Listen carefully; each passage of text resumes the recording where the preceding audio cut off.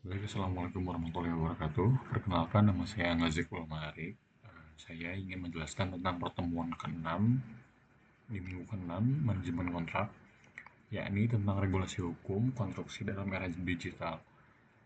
Seiring dengan perkembangannya teknologi, hukum konstruksi juga berkembang mengakomodasi digital dalam sektor konstruksi. Beberapa aspek yang relevan antara lain yaitu sistem informasi jasa konstruksi atau SIJK digunakan untuk pendaftaran sertifikasi tenaga kerja dan badan usaha konstruksi.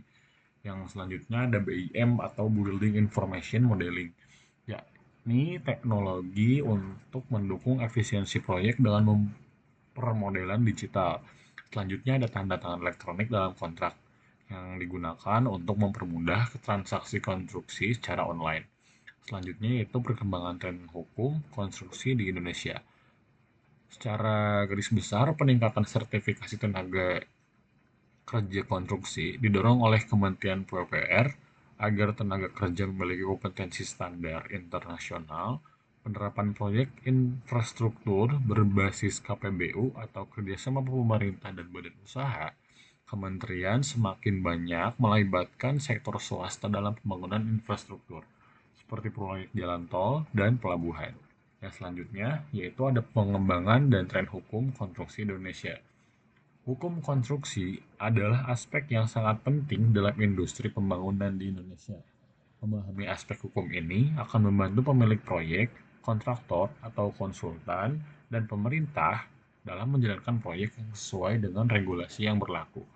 Yang selanjutnya, peningkatan pengawasan dalam proyek-proyek strategis secara nasional, yakni proyek besar seperti Ibu Kota Nusantara atau IKN mendapat pengawasan ketat dalam aspek hukum dan regulasi.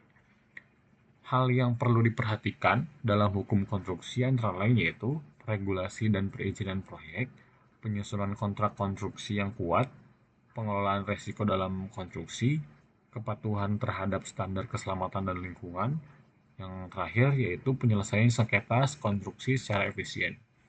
Yang selanjutnya ada tahapan pengadaan pekerjaan konstruksi dan jasa konsultasi konstruksi, yakni penyelesaian dan serah terima pekerjaan, pemeriksaan akhir hasil pekerjaan konstruksi, serah terima pekerjaan pertama, provisional handover atau PHO, dan akhir di final, yaitu handover atau FHO.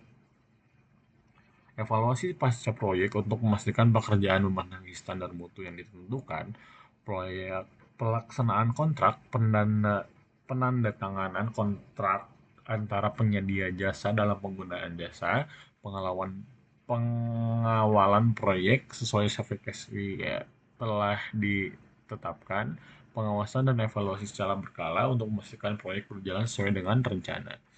Mungkin sekian untuk presentasi pertemuan ke-6. Mohon maaf bila ada salah kata. Bila topik hidayah. Wassalamualaikum warahmatullahi wabarakatuh.